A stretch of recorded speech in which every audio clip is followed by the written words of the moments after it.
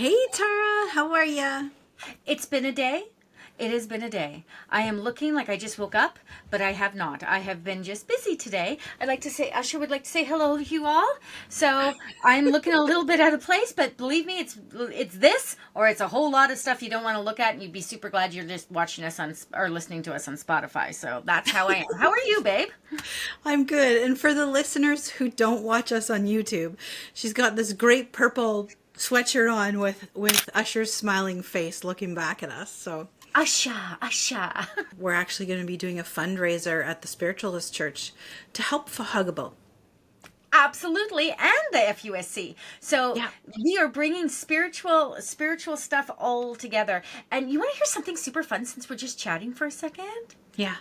So I went into the pet store today to buy doggy bags. I have 3 doggos, and I need doggy bags. And I was talking to her about at our event, we're going to have Reiki for animals. We're going to have chakra pictures for animals. We're going to have you there as my animal communicator, right? And all this stuff. And she's like, "Oh, I'm running an event on April 4th. I want to hire you guys for all of that." I was like, "Oh, that's so much fun." Yay! So it's a local pet store in Burnaby, so that'll be fun. Family Okay. owned. Love that. Love that. So yeah, there we are. And I promise I won't wear a big ass bow in my hair, and I might wear Usha though. I would expect nothing less than Usher to attend. So, in good Nan fashion, I'm going to set this up with the opening hook. I'm already laughing. I'm not even there yet. Okay, let's go. Opening hook, Nan. I'm here Stay for with it. me. Okay. I'm here for it. Tara, imagine strolling through the beautiful gardens of Versailles on a sunny afternoon, only to find yourself surrounded by people in the 18th century clothing, witnessing scenes from a bygone era, and you shake your head and you rub your eyes, and yet it's still there. Isn't that a past life? Like don't I take people down these journeys to past life? I think I've been there. I think I've been there, girl. I think you might have. Is this a trick of your mind or a slip through time or something more mysterious? So today, Ooh, ah.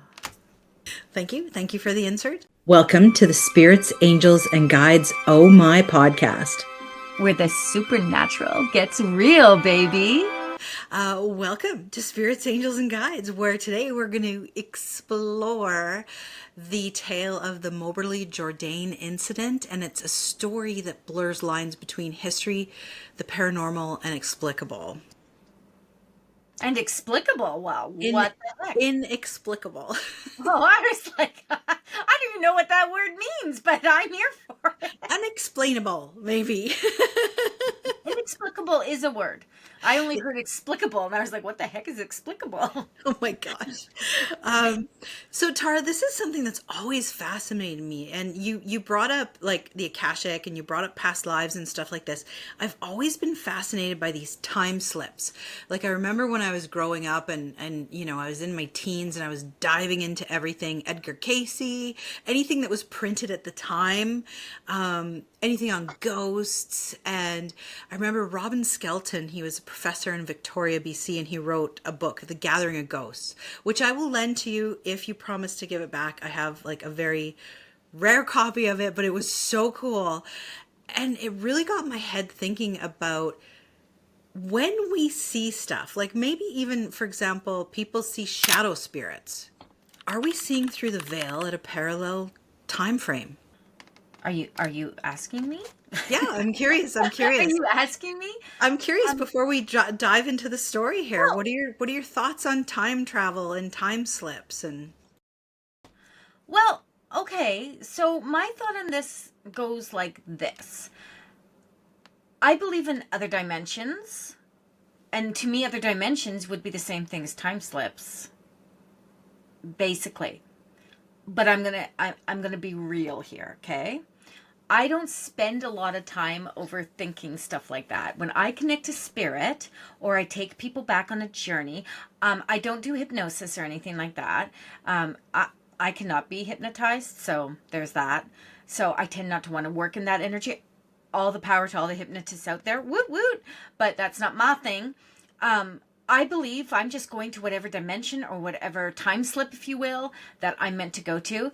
And here's the cool thing for me personally, Nan, is that because I trust the process with I just trust it so implicably.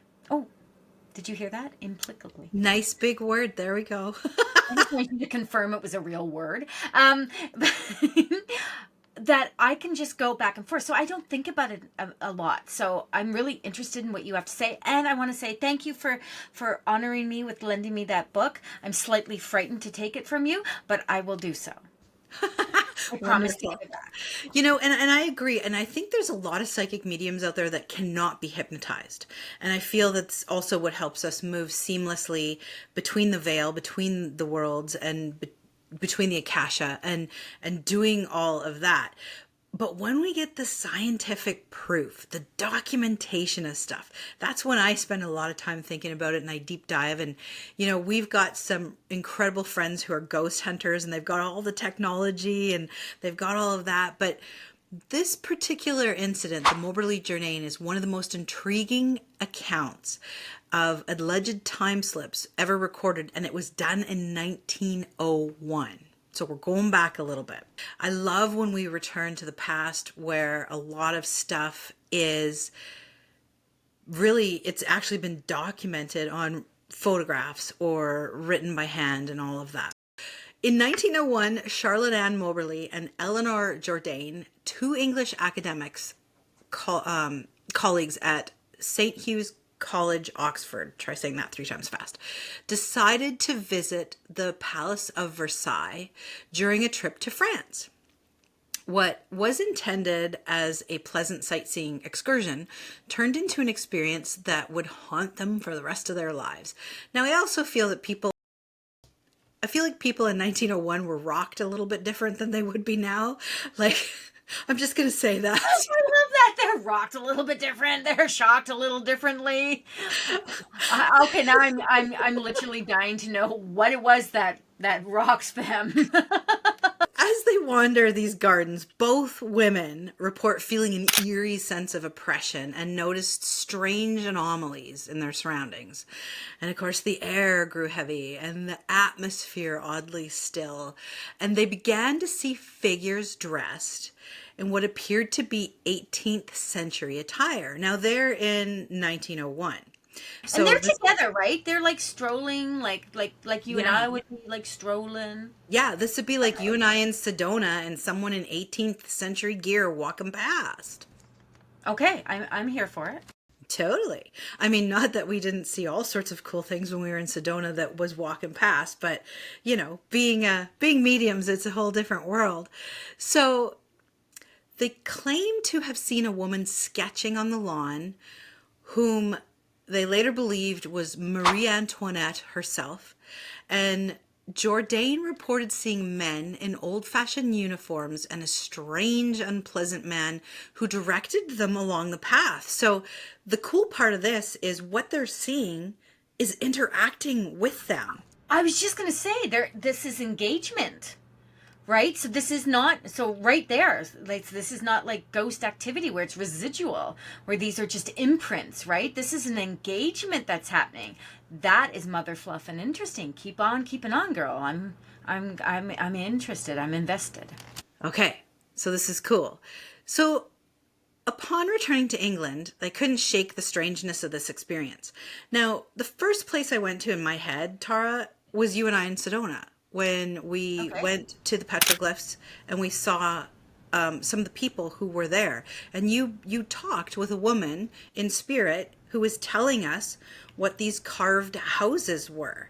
And I wonder, and I'm going to plant this here now and then I'll get back to the story, if these ladies were just mediums and they didn't know it. But oh, interesting. I digress. Interesting. Yes. So upon returning to England, they couldn't shake the strangeness of this experience. And so they independently wrote down all that they had seen, so all of their experiences, so that they could get together after and compare notes and discover any sort of similarities and their observations. So, convinced that they had experienced something extraordinary, they published their findings in 1911 under the pseudonym Elizabeth Morrison and Francis Lamont, titled An Adventure.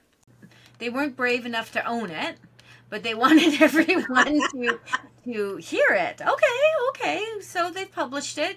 How was it received? So it wasn't received well at all, because you always get skeptics are going to come Oh, out. The haters are going to hate. They've the haters gonna hate. That's for Tay Tay. So the skeptics say they have all sorts of explanations. They came forward ranging from these women were delusional, misinterpretation of the events, to elaborate hoaxes. Some researchers suggest that they might have stumbled upon a historical reenactment, though there's no records of that or any sort of evidence that that event existed on that day, particularly where they were walking. Okay. Others proposed a psychological phenomenon like time slips or residual hauntings, where energy from the past imprints on itself at a location and replays like a recording. I'm gonna say no, girl. No, don't do it, girl. I'm gonna say that because you said, Nan, that they had the creepy old man or whatever you called him was indicating come down this path. Now, I mean, you could say that would be an imprint but that seems a little specific. Right? That seems a little specific, but it could be an imprint. So, okay, I'm walking back a bit here. Well, from a paranormal perspective, this Moberly Jourdain incident raises fascinating questions about the nature of time and consciousness, the possibility of parallel dimensions. Could certain locations be thinner for the veil between us and the other side? And it's interesting because I find the more that you get the intelligent reaction from a spirit, it couldn't be an imprint, right? Thank you. Yeah, so I really feel the part that fascinates me, because I also am a bit of a sci-fi junkie. There was this TV show back in the 90s called Fringe. So she would actually travel into parallel lifetimes where she and other people were and try to not affect change for her world in that particular parallel lifetime. But she'd have to go and do certain things and get to the bottom of the mystery. And it was super cool. It was a lot about time travel, but it was at a parallel level. So I wonder, is time slipping something to do with a parallel lifetime? Is time slipping where the veil is so thin that we're looking into another dimension? So I that's a lot for Tara to take on. That's a lot of thought processes going on at once. And I'm trying to think of the movie Fringe or the TV show Fringe and whatever. For me, it just is what it is. Does that make sense, Nat? Like, it just, I'm sitting here with my hair up. It just literally is what it is. Like, I'm happy to take it from the perspective of, even if it was an imprint. Yeah, I don't believe this was. And, I do want to say, I feel they're pretty brave in 1901 to even put this out there and be like, oh my goodness. But then it kind of made me go, well, the 1800s isn't that long ago from 1901. So how do you... But anyway, I digress. Going back to this, that's a lot. So for me, I would just take it for what it is. And lots of people couldn't. But that's the way I connect to spirit, though, right? That's why I can just take the messages and just give them. And do it so simply is because I don't read anything into it more or less. It just is. Yeah, it was very profound. Because you've been doing the work as long as you have, you just trust the process. Whereas, I enjoy a good sci-fi book. I enjoy, having these moments, and I'd be really curious what our listeners think about this. Is this is this a psychological phenomenon? Do they feel this is something, maybe these were mediums tapping in? Is this something beyond our understanding? I'd love for them to share their stories with us, because we love to hear from our listeners, and just say, hey, what's your thoughts on parallel lifetimes? What's your thoughts on time slips? I feel like there's something I want to say about doppelgangers in this. Like people, we see something from that, that looks really familiar to us, looks like us, acts like us, whatever, but is from like a different time and whatnot. But if I do that, then I'm going to have to sound like I know what I'm talking about, and I really don't. It just came to me from. I'm going to leave it at that. We've already stretched her with the book lending. It's all good. I'm still at minute 102 where she said she'd give me the book. It's all good. Anyways, that was my quick little story this week on time slips, and I just wanted to plant that seed for people to have a little bit more thought around it. And by all means, if you have no thoughts about this episode, but you have a good sci-fi recommendation, throw that in our Instagram too, because I will go If you watch have it. no thoughts on If you have no thoughts on this, comment anyway. Tell us, you guys. I have no thoughts on this, but I'm here. Just be our friend. We would like you to just be our friend. Just be our friend. Follow us on Instagram. Give us a like. I do want to say to you guys, though, and this is just a little bit of a shorter one. But we take time to do this, but we have such a good time with it. And some episodes are going to be everyone's like, yeah, that's how a podcast is done. And there's going to be other episodes where we just kind of have fun and laugh and get into it. Like, I'm still like choking on that whole blood one we did on the vampire with the ladle. You're like, read the opening thing, and I'm like, blah blah, and a ladle, and I was like, oh my god, this is fun for us. This is a way that we get to present some of the way we work, some inspiration for you guys, motivation when it comes to like doing spiritual work, but it's also just a place where we get to look at different aspects and add our feel to it. So for this particular episode, I loved it because it was a bit different. Are they mediums? Well, everyone's a psychic and a medium. So what I would say to you is, did they just stumble upon the right time, the right energy for them to be open to it? The interesting thing about that, though, Nan, if I can say this, is both of them at the same time. Well, and that's what I love, but think about it, when we were in Sedona, and I use that as point of reference because it's what I have, a lot of us did see the woman you saw. It's just that she was communicating and talking to you. So that leads me to wondering if it was, a mediumistic engagement. Right? And that's what I would have gone with, because this woman was passed over in spirit. These people were passed over in spirit. Yeah. Right? So it would make sense that this was a mediumistic kind of feel. And when we do things like past life regressions, I mean, the purpose in a past life is to find information that will help you in this life. Do you agree? I agree. So if we're taking someone on a journey, and sometimes I'll do it through the Akashic Records, the Hall of Records, other times I'll take them on their own journey. But the biggest thing that I do is I let them do the journey. And they always have to bring something back, some kind of message. And I wonder what the message was for these individuals, these two ladies, to have gone back there. Was it an opening up? Was this a significant time that they were being shown, hey guys, pay attention to the spiritual stuff going on around you? Because sometimes it has to be something very big that moves you from a place of just the humanness into that higher self spiritual vibration. The point I'm trying to make here is that there are a lot of people that say they have some very traumatic thing that happens to them that ignites their intuition or their mediumship or their energy work. And it was interesting because I always fought with that at first. And again, Tara doesn't always, go down the deep rabbit holes with some things. And it turns out when I thought about it, that no, I've always been able to do this. I just didn't realize that I was doing it. But that's it right there, Nan.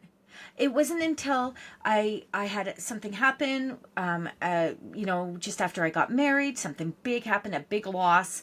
And then I found the spiritualist church through my sister, that I started doing the work. But I recognized that I was always doing the work. I just didn't understand I was doing the work. Exactly. So, do we have to have these aha moments to take us from the human level, where the spiritual work we're doing is underlying, because we're not recognizing it per se, not realizing it, not conscious of it. Mm-hmm. Is that and we have to have these moments where all of a sudden it has to become a big deal. And for me, I didn't realize it wasn't a big deal the moment I had. It was a lot of stuff that happened, and I found this church. And in this church, I found out I was a medium. Am I still kind of making sense, or am I just off on? Am I in another parallel? Am I in another parallel? Tell me. She went to a parallel universe, people. No, you're still babble. here. You're still here. It's good. It's absolutely good. And it makes a lot of sense. And I wonder if them seeing Marie Antoinette is because they needed to find something that was familiar so they could put an identity on who they were seeing. Maybe it was just a random lady painting. Okay, that's interesting to me, because I was just going to say to you, how did they know it was Marie Antoinette? You know what I mean? Like, how did they know? Was it just this gut feeling, or she just looked like it? That would be the one thing that would be, to me, a little bit of questionable, is that unless they were at a location where Marie would sit down and sketch on a regular basis, or something where they could come across and be like, holy crap, we're here, because that happens. I go to Sepperly House and I see Mrs. Sepperly in the window. This is for real truth, I'm telling people. I see Mrs. Sepperly in that window because I know it's Mrs. Sepperly, because it's the house, and I can attach the picture to. Do you see what I'm saying? She's there. He is an imprint, though. She's not. She doesn't engage with me. She's an imprint, so she's a ghost, and so I'm wondering if that, if maybe they just. Oh, this would look like it. Wouldn't it be great if it was her kind of thought process, and then all of a sudden it becomes her? And I guess I'd have to dive a little bit deeper into the research and read exactly why. Maybe you're right. Maybe they were exactly where she would go and paint. I'm not entirely sure. But I think as far as musing about it between the two of us, my verdict is they might have had a little mediumship experience. What's your verdict? Mediumship. Spirit comes through in all different ways, right? And consciously and unconsciously. And we talked about shadow people, right? People look over your shoulder, you see something move. Yeah. That's mediumship. You're seeing spirit, right? Yeah. And orbs. I don't know what goes on in my room, but I get these orbs, and I only ever see them when I'm on the recording. I try to see if it was dust in front of my camera, but the orbs and things like that, that's all a form of mediumship. That's clairvoyance. Clairvoyance is mediumship. You're seeing spiritual energy. You're seeing spirit. Yeah, absolutely. I love it. Well, on that note, until next time, keep your hearts open, your minds curious, and your spirit guides close, people. And be sure to follow us. Go give us a 5-star review, even if you... No, just go do it because you want to. Go give us a 5-star review. Check us out on our YouTubes when we are doing other events like the Spirit Essence, Essential Scopes. We do that at the beginning of the month. Every month we come and join us as we tell you what you need to focus on. And people are always like, don't say need, Spirit. Yeah, you need to focus on this because it will be for your highest and best, I promise. Nan? Tara? That's it. That's all I got. Me too. Love you guys. Bye. Bye. Thanks for joining us on this journey into the wonderfully weird and metaphysical. If you loved what you heard, don't forget to follow us for more insights and behind the scenes fun.